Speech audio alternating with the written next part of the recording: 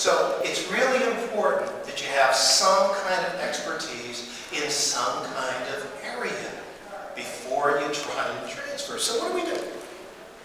Well, it's easier to become an expert in some specific niche. But here's the takeaway, I think, of the day for you. A niche is not a topic. A niche is an identifiable group of people. So for me, when I got started in 1985, my niche was real estate salespeople. That's easy to identify. It's easy to market to. So who are the people who need what you know? That's your niche. So you might want to fill in the blank here. I help blank to do what? I help who to do what? So what is your core message? It is your universal message that works across industries. So let's see how you do this. And it's the opposite of a niche. It is the exact opposite. So we're now going to go wide once you've gone narrow. So how do you do that? So here's my example from my back history. I started out helping real estate agents sell to multicultural real estate clients.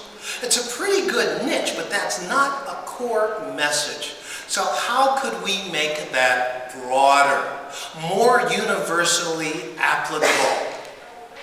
Well, you might say, I help people sell to multicultural customers. What does just doing that do for me? What does that do? Look at the first one. I help real estate agents sell to multicultural clients. And look at the second one. I help people sell to multicultural customers. Broader market. It is broader. I can now apply it to more industries and more people. But is that as broad as it could get? No, I don't think so. How about this one? I help people reach multicultural customers. Not just sell to. Because that moves it out of the world of sales. What about reaching people? In the healthcare industry, they don't need to sell to their multicultural patients, but they do need to reach out to them, bring them in, keep them, satisfy them, all of that. That helps to broaden out the message. And we could go even further. I help people reach multicultural, maybe not even customers. Patients. Residents, if you want to go to long-term care facilities or nursing homes.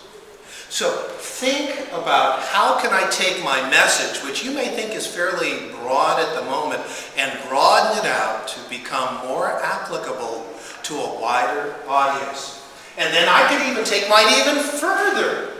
I help people understand multicultural people, customers, residents, whatever. How do you keep people from going too far, like, I help people, because then that puts you in competition with everybody. So that's the art of creating your core message. It is broad enough to reach a large number of people across different industries, and yet it is narrow enough or unique enough to you to separate you from your competition. That's not easy, is it?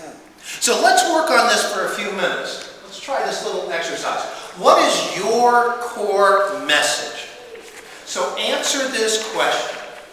I help blank. So who do you help to do what specifically? What problem do you solve in people's lives? What industry are you speaking in now? What are your major industries? Where is a lot of your money coming from? Remember back in the 70s, a lot of us, well, at least some of us, were heavy into aerospace. And what happened? It went down the tubes. Right? And a lot of people lost a lot of money. So how's your industry doing? I can tell you how real estate and new home construction are doing. It's tough. Many of them are struggling. And it's going to be that way for a while. So while some people are making a decent living at it, others are not. So what's the forecast for your industry? Now, how do you know what the forecast is for your industry? CNN. Yeah, you can watch CNN. The problem with CNN is by the time it hits CNN, it's old news. How can you know in advance what's going on with your industry? Oh, what's going on? Follow the newsletters and the information coming out of that industry. The blogs, the newsletters, the magazines of the industry. What else? Yeah, belong to the trade associations, or at least watch their websites. Also, look at the conventions. So here's what you got to ask yourself. Is your expertise easily transferable? It will be if you have a solid core message. Is it easily transferable to other industries? Then you've got to ask yourself, would you have credibility in that industry? So for example, one of the industries I've looked at to take my expertise is healthcare. Now what do you think? Is that a pretty good industry to go into? Yeah. There's only one small problem. What is it? You don't have a background. I don't have much expertise in healthcare. But you were a college professor and you could research it. I could research it. I could do other things. There's ways to get expertise in a short amount of time. But you've got to ask yourself, would you have credibility? If you don't currently, what have you got to do to get it? And who would give you credibility if you don't have it already? So here's what happened to me. I wake up and the real estate industry is pretty much gone as far as my area of speaking is concerned. They were real interested in hearing about how to sell to people from diverse cultures when the money was flowing. But when the money stopped flowing as rapidly, what they were interested in were the basics. How do I find listings? How do I get customers to buy? Those kinds of things. You know, diversity was kind of way on the back burner. So what I thought about doing is, how can I take my core message, which is what? I help people to understand people from different cultures. Moving that into the medical industry, I'm thinking I could really use some credibility in the medical industry. So how do I do that? First thing I want to do is I need credibility. I at least know how to help people develop relationships in general. So what I did was I found a medical doctor who is an expert in relating to patients from different cultures. I called him up and I said, hey, would you be interested in working on an article or a book on this topic? He said, oh, sure.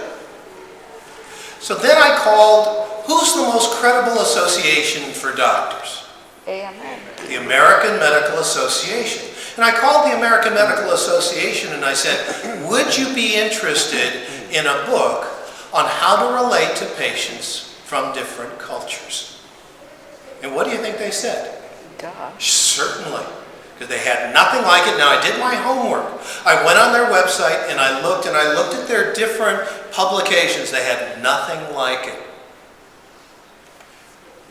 And so I went back to the doctor and I said, how about writing a book with me for the AMA? What do you think? He said, absolutely. So who would give you credibility?